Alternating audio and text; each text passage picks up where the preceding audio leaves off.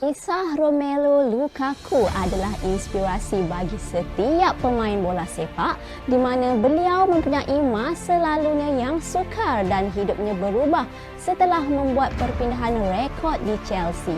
Lukaku baru saja membuat bayaran perpindahan rekod kelab sebanyak pound sterling 97.5 juta bersamaan dengan RM565 juta dengan kontrak yang dilaporkan sebanyak pound sterling 325,000 setiap minggu ataupun bersamaan dengan RM1.88 juta. Masa lalu Lukaku tidaklah seindah dan sesukses hidupnya seperti sekarang. Lukaku telah menempuh perjalanan jauh sejak masa kecilnya yang sukar di Antwerpen, Belgium. Ketika ayahnya dijatuhi hukuman 15 tahun penjara kerana menyerang seorang wanita dan mengurungnya di dalam sebuah kereta, keluarga Lukaku terpaksa tinggal di rumah sosial walaupun tuntutan itu ditolak keras. Lukaku kemudiannya tinggal bersama ibu Adolphine untuk menyara keluarganya di mana beliau bekerja sebagai tukang cuci pada masa itu bagi memenuhi keperluannya. Dan pada masa ini dipercayai bahawa kekayaan Lukaku bernilai sekitar pound sterling 40 juta ataupun bersamaan dengan RM231.9 juta. Pada tahun 2013, hidupnya sangat berbeza. Ayah Lukaku iaitu Roger dituduh sekali lagi menyerang bekas kekasihnya dan mengurungnya di bahagian bagasi keretanya.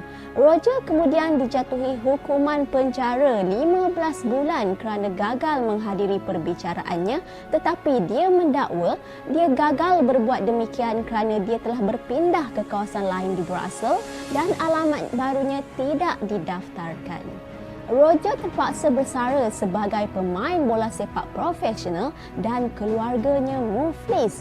Keluarga Lukaku dipindahkan dari rumah mereka ke rumah sosial di Antwerpen di mana di sana mereka tinggal dan hidup tanpa elektrik dan tidur di lantai.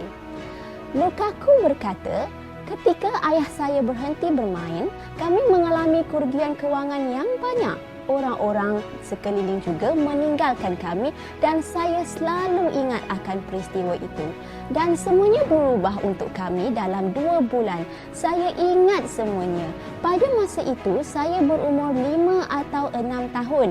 Baru mula bermain bola sepak dan kemudian ayah saya bersara. Kami tidak mempunyai TV ataupun elektrik di rumah. Kami kemudian diusir dari flat kami dan kami pindah ke Antwerpen. Begitulah kisah hidup Lukaku di masa kecilnya. Memang menyedihkan." Dan kini, penyerang antarabangsa Belgium iaitu Romelu Lukaku bersedia bermain menentang Arsenal setelah pendaftaran pemain selesai dan nombor jersey juga telah disahkan. Lukaku sebelum ini telah bersetuju dengan tawaran kontrak 5 tahun bernilai pound sterling 12 ke 13 juta setahun atau bersamaan dengan pendapatan pound sterling 195,000 seminggu. Dan ini menjadikan Lukaku sebagai pemain dengan bayaran tertinggi di Stamford Bridge.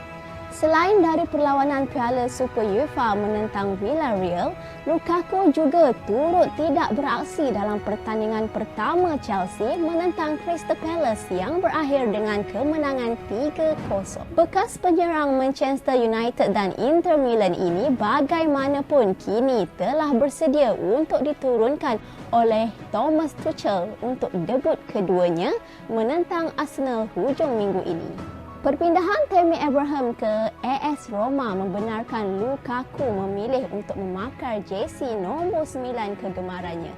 Lukaku berkata, "Ya, saya mempunyai nombor 9. Saya sangat gembira dan beruntung dapat memilih nombor 9." Apabila kita melihat kembali kepada sejarah jersey nombor 9 ini, Mateja Kezman misalnya yang menggunakan jersey nombor 9 tersebut pada 2004 hingga 2005 hanya berjaya menjaringkan 7 gol dalam 41 penampilan yang dilakukan.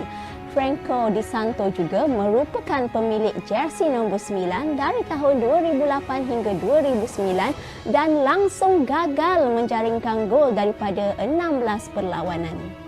Seterusnya, Fernando Torres yang terkenal sebagai penyerang yang produktif ketika bersama Liverpool juga hanya mampu mencatatkan 45 gol daripada 172 penampilannya dari tahun 2011 hingga 2015. Sementara Radamel Falcao dari 2015 hingga 2016 juga hanya mencatatkan 1 gol daripada 12 perlawanan. Senarai itu berlanjutan kemudiannya ketika Alvaro Morata yang diberi jersey pada tahun 2017 dan 2018 hanya berjaya menjaringkan 15 gol daripada 48 perlawanan. Jersey nombor 9 kemudian pergi ke Gonzalo Higuain pada tahun 2018 dan 2019 dan bintang Argentina itu hanya mampu menjaringkan 5 gol dalam 18 perlawanan walaupun dia berasal cemerlang ketika di Italia.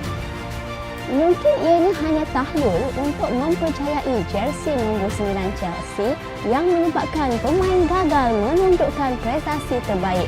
Mungkin juga itu hanya kebetulan.